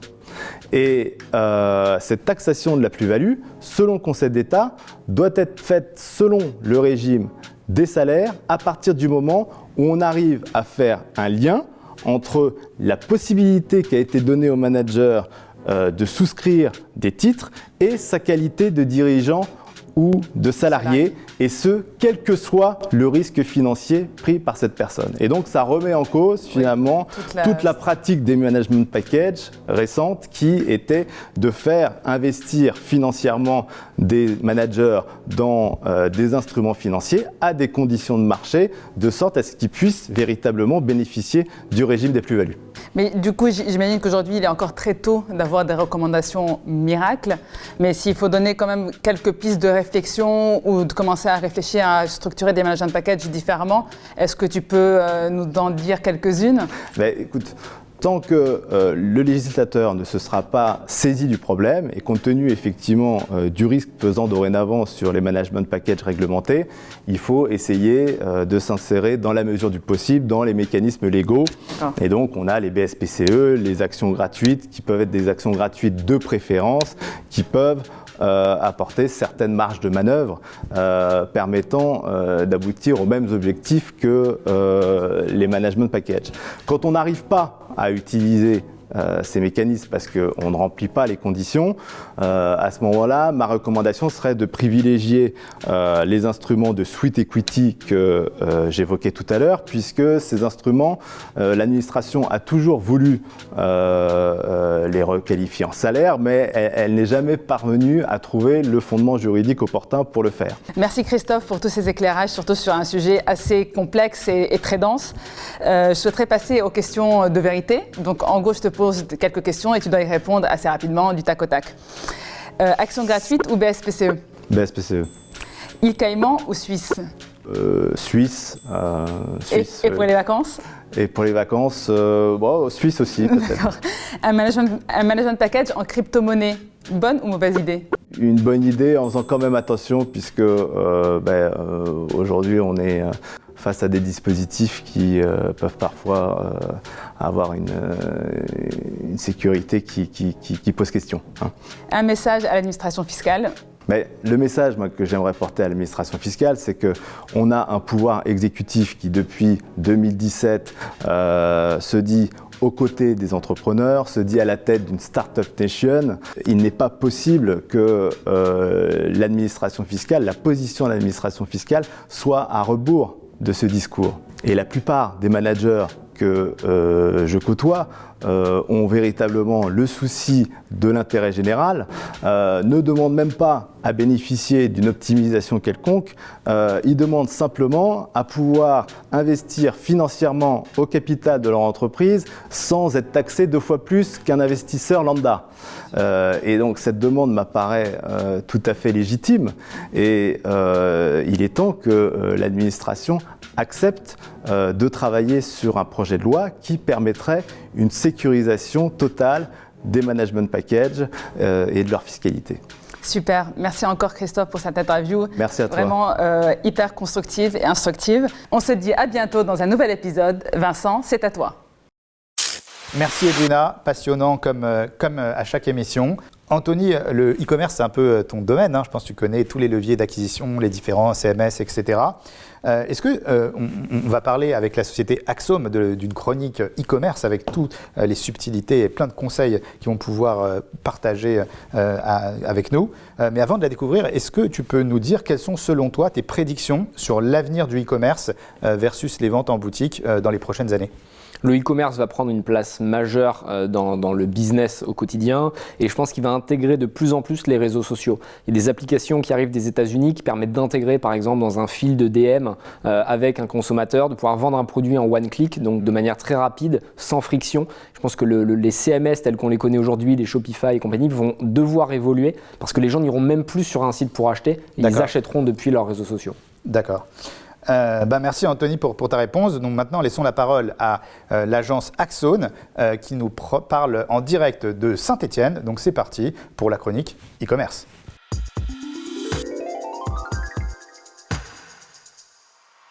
Bonjour à toutes et à tous. Merci Vincent pour l'invitation. Je suis ravie d'être là aujourd'hui pour vous parler de trigger email. Vous les connaissez aussi sous le nom de trigger marketing ou marketing automation. C'est une technique de déclenchement automatique d'une action marketing. En fait, ce sont des messages automatisés, paramétrés selon le comportement d'un client ou d'un prospect. Ces messages sont donc ciblés et personnalisés. En fait, il faut imaginer cela comme un diagramme d'emails envoyés vers différents segments, répartis selon l'engagement qu'ils suscitent. Tout simplement dans l'objectif de transformer un lead en prospect, un prospect en client, un client en client fidèle. Et là, vous vous demandez, ok, mais pourquoi tout ça ? Tout simplement parce que ces messages sont beaucoup plus efficaces, car ils sont pertinents, ils se déclenchent automatiquement à la suite d'une action générée par le client ou le prospect. Mais aussi, ils sont opportuns. On va à la rencontre d'une opportunité commerciale, ce qui va nous permettre d'accroître la lifetime value du client. De plus, ces messages répondent à 4 grands objectifs. Premier objectif, l'acquisition. On va chercher à accroître notre base de données et acquérir de nouveaux prospects. Le scénario le plus connu, la pop-up d'inscription newsletter. Deuxième objectif, la rétention. On va chercher à retenir le prospect avant qu'il ne manque l'achat, tout simplement avec la relance panier abandonné. Troisième objectif, la conversion. On va chercher à booster nos ventes ou accroître notre panier moyen, tout simplement par exemple en affichant des produits recommandés. Quatrième objectif, la fidélisation. On va chercher à fidéliser nos clients existants, tout simplement par exemple avec l'anniversaire client ou une récompense de fidélité. J'espère que cela vous a plu. Si ce sujet vous intéresse, n'hésitez pas à nous contacter. Merci encore Vincent pour l'invitation et à bientôt au Tech Show. Anthony, on va passer à l'interview 2 minutes. Est-ce que tu es prêt ? Oui. Alors c'est parti pour l'interview 2 minutes.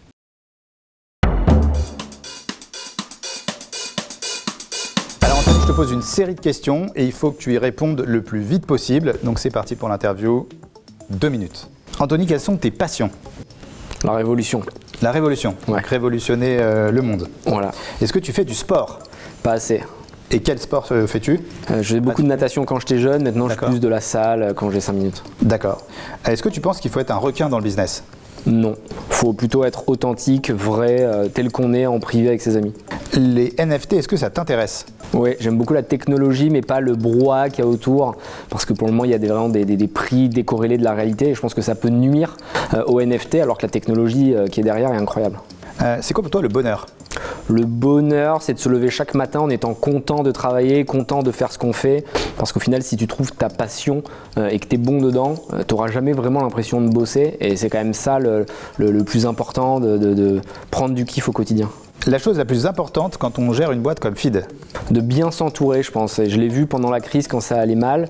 Il faut avoir des soutiens, ce que j'appelle des piliers, des soldats, des vrais lieutenants qui sont là pour te soutenir.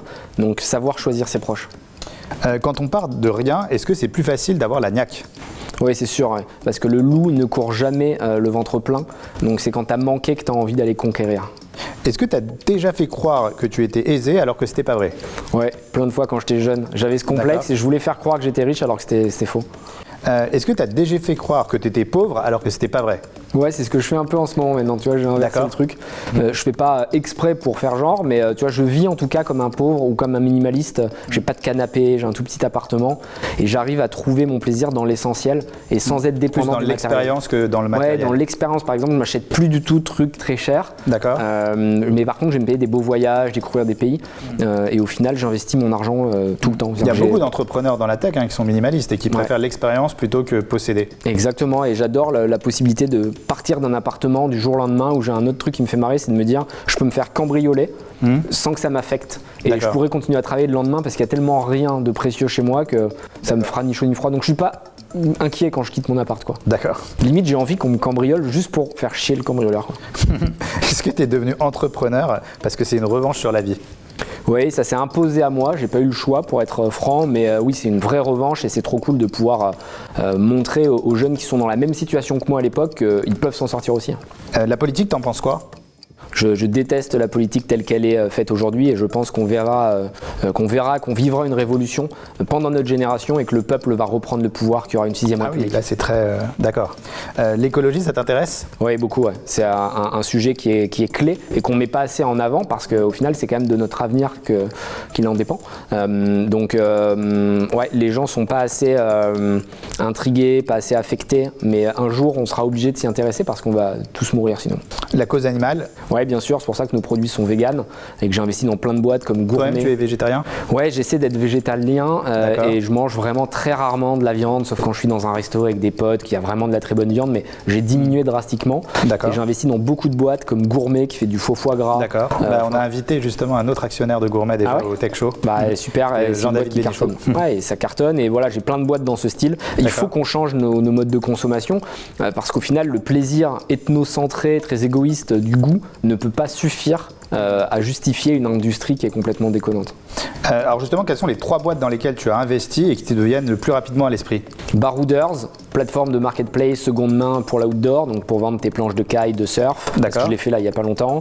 Mechachain, parce qu'on parlait de blockchain tout à l'heure, donc c'est un IDO qui a eu lieu sur du Play to Earn. Donc tu achètes des NFT pour faire ton robot, etc. Trop cool. Et le 3e, Life, parce que c'est une émission, c'est pendant l'émission de Qui veut être mon associé que je l'ai fait. Et il y a eu un clash énorme sur le plateau parce que c'est une startup qui parle de la mort et qui veut révolutionner la fin de vie. Et il y a eu un tollé général autour du plateau parce que c'était soi-disant quelque chose auquel il ne fallait pas toucher. Alors qu'à l'inverse, je suis persuadé qu'il faut aller chercher des sujets clivants quand on fait du start-up, surtout pour lutter contre les monopoles. Et c'est le cas du système mortuaire, je ne sais même pas comment on dit, funéraire. En France, c'est 3 grands groupes qui se le partagent, donc il faut aller remuer tout ça. Et une boîte dans laquelle tu aurais aimé investir, mais tu n'as pas eu l'occasion? Apple. On en parlait tout à l'heure, j'aurais fait un bon coup. Ouais, je pense que tu aurais été pas mal. Et dernière question, est-ce que tu es content d'être au Tech Show? Ouais, très content. Eh ben, nous aussi, on est très contents. Anthony, là, tu es en train de vivre une expérience fantastique en ce moment, puisque tu as été jury de l'émission Qui veut être mon associé, donc sur M6. Est-ce que tu peux nous parler de cette expérience? Est-ce que c'est une belle expérience? C'est quelque chose que je faisais en perso, puisque j'investis dans plus de 40 boîtes en parallèle de feed. D'accord. Et c'est assez naturellement, du coup, que j'avais suivi la saison 1, que j'avais trouvé très nuant, trop bienveillante, alors que l'entrepreneuriat, ça cogne et ça tape. Ouais. Et du coup, quand ils m'ont contacté pour faire la saison 2, j'ai sauté sur l'occasion et c'était vraiment agréable de parler avec les producteurs qui eux-mêmes ont dit ouais, on veut muscler le ton. Et là, pour le coup, c'est une émission qui est beaucoup plus dynamique, qui passe tous les mercredis soirs sur M6 et on a vu des vrais beaux projets et des vrais moments de clash entre investisseurs, donc je pense que c'est la preuve que Et donc du coup là, on vous demande d'investir votre propre argent. Ouais, on met notre argent. Il y a une somme déterminée au début? Non, moi j'ai mis 600 000, il y en a un autre qui a mis 200. D'accord. Tu as investi 600 000 sur l'ensemble de l'émission, d'accord. Ouais, tu n'es pas obligé d'y aller. D'accord. Tu peux ne pas y aller, mais bon, si tu y vas et que tu mets pas un bal, je pense qu'ils ne te rappellent pas trop l'année d'après. Et donc c'était des tickets entre combien et combien que tu as pu investir? J'ai mis entre 50 et 200 ou 300, je crois. D'accord. Ah, donc il y a un ticket sur lequel tu as mis la moitié de toute ta somme. Ouais, il y a eu un gros ticket et après c'était des petits montants à 50 000, 100 000. D'accord. On va essayer de savoir dans quoi tu pourrais investir aujourd'hui. Pourquoi on a préparé une interview. J'investis ou j'investis pas?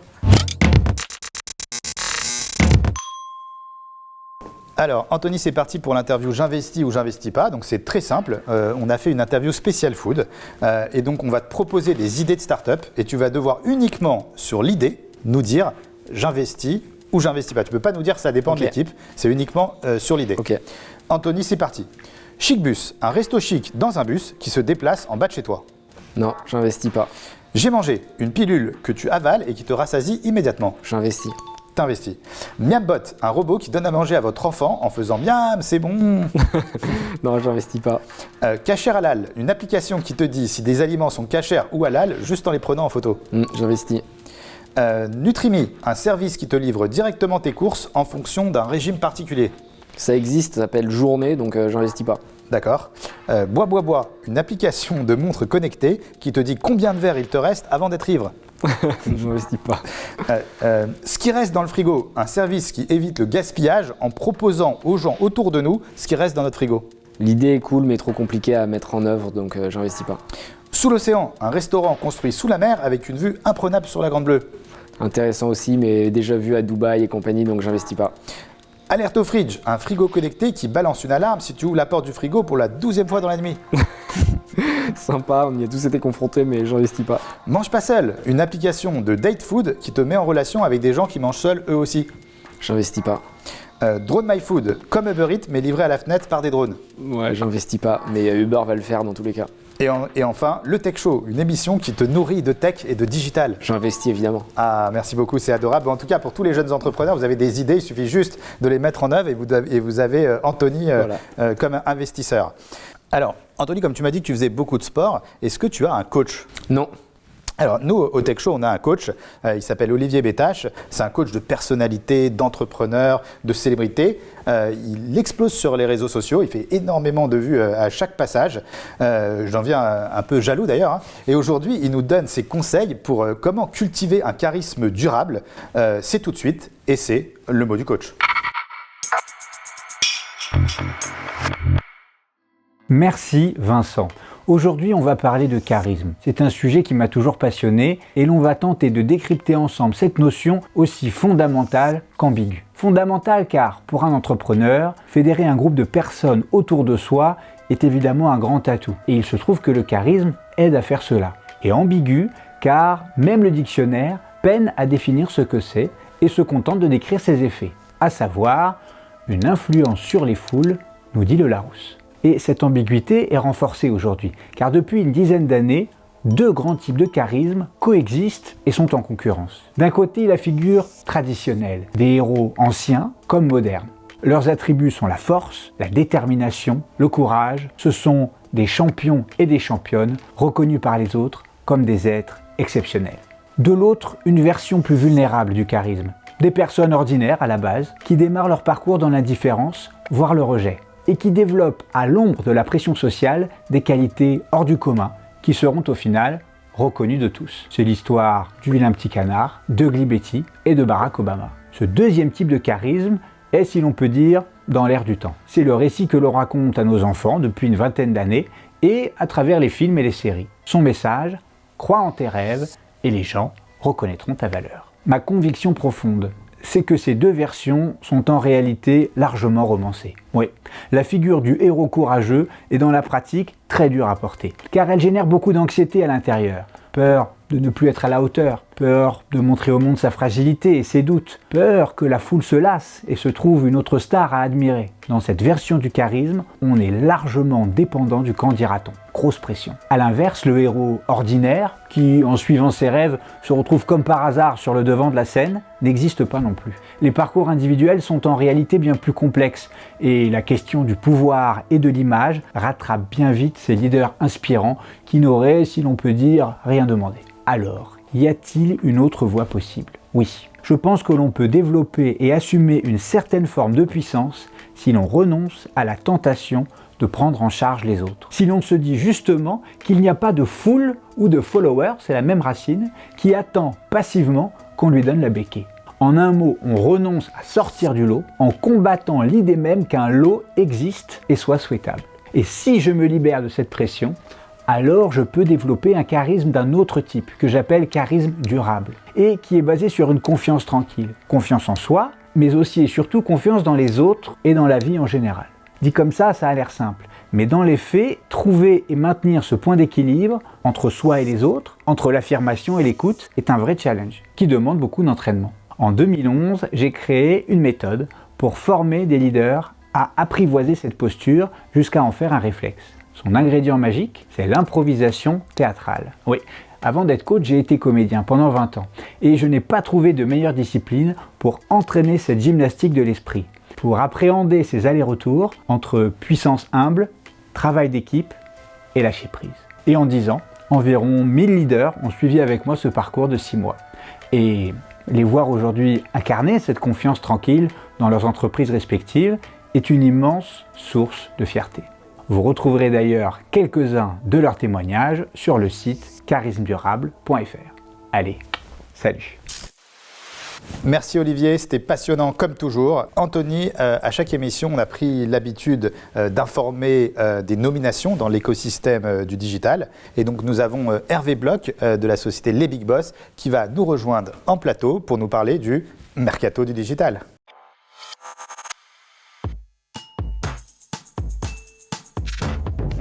Salut Hervé. Salut. Bienvenue au Tech Show une nouvelle fois. Nous sommes ravis et on a hâte de connaître ces nouveaux transferts du digital. Donc Anthony, Hervé, je crois que vous vous connaissez déjà un peu. Avec plaisir. Moi, je dois faire un régime, c'est bien, Fit? C'est parfait, idéal. Parfait. Mais t'as pas besoin, tu n'as pas besoin. J'espère, c'est pas ce que me dit ma femme tous les jours. Alors, c'est parti. Hugo Boss, Jesper Reisman rejoint la célèbre marque de prêt-à-porter pour prendre en charge sa stratégie omnicanal.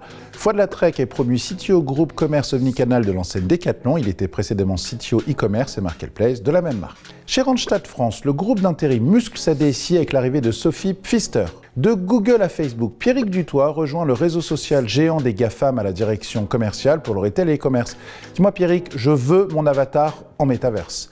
Constance de Polignac a quitté SAP pour rejoindre le groupe BNB Hotels comme Chief Marketing and Transformation Officer. Chez Solocal, Stéphanie Zappa a rejoint le groupe en qualité de Chief Technology Officer.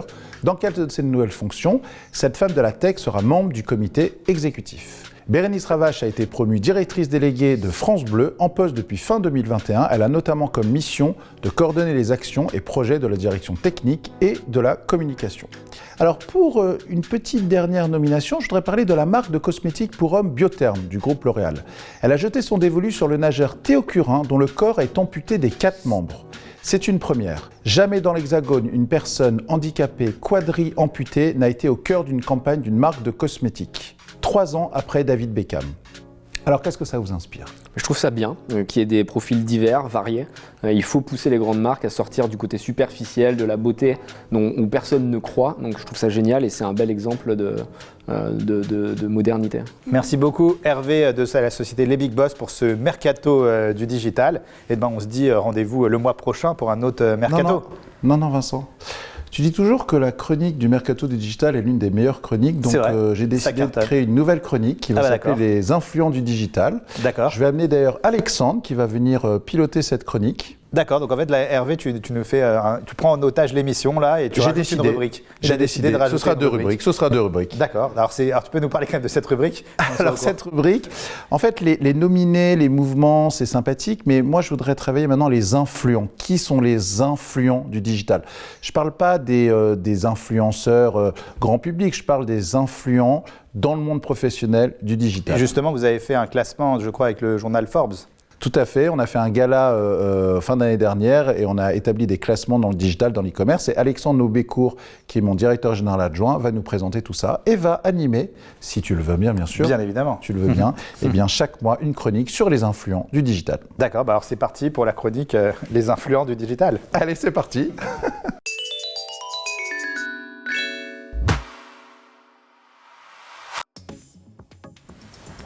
Hello Hervé. Eh bien, bonjour hello Vincent, hello Anthony. Alors, surpris? Nous sommes ravis de t'accueillir au Tech Show. Nous sommes ravis et surpris de t'accueillir pour cette chronique surprise. Merci à toi. Donc Hervé nous dit, tu vas nous parler des influents du digital. Exactement. Et donc ça vient d'un classement que vous avez fait en partenariat avec le magazine Forbes. Ça vient d'une initiative éditoriale qu'on a lancée l'année dernière avec le magazine Forbes pour déterminer 4 classements dans 4 univers fonctions des 100 décideurs les plus influents sur 10 critères. Donc Alors quels sont ces critères?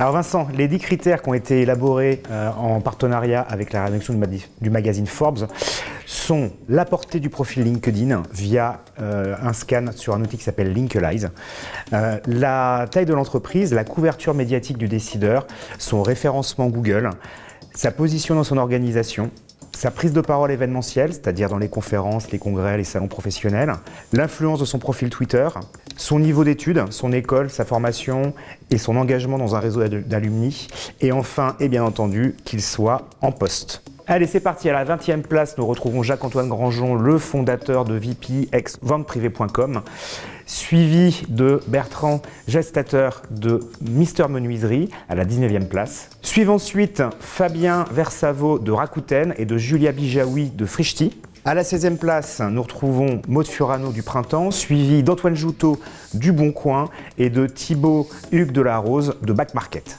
Pour la 13e place se classe Paul Morlet, le fondateur de Lunettes pour tous, suivi par Quentin Briard du Club Med et de Marc Simoncini d'Angel, la marque de vélo révolutionnaire.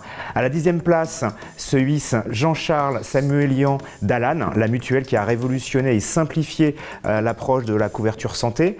On retrouve à la 9e place Florence Estrade d'Air France, suivi d'Asmalia Dubé, la nouvelle Chief Digital Officer de L'Oréal. À la 7e place, l'excellent Guillaume Gibaud, fondateur du slip français, véritable success story entrepreneuriale française, qui a révolutionné également aussi l'incarnation et le soutien du Made in France. Enchaîne ensuite Éric Labonardière d'Evaneos, ainsi que Cyril Bourgeois du groupe Casino. À la 5e place, Pauline Léniaud, la fondatrice des bijoux Gemio, dont je garde en mémoire, et j'espère que vous vous souvenez de cette campagne d'affichage avec ce petit chaton rose emblématique qui avait couvert les couloirs du métro parisien. Ça a été du coup le nouveau symbole iconique de cette marque. À la 4e place, Thierry Petit du célèbre site marchand showroomprivé.com. S'en suivent Nathalie Bala de La Redoute qui a su relancer avec succès cette marque iconique de la vente par correspondance. À la 2e position, nous retrouvons, et pour notre plus grand plaisir au Big Boss, Anne Brouwes du Club Med qui a été notamment présidente du jury de la Summer édition Les Big Boss en 2016.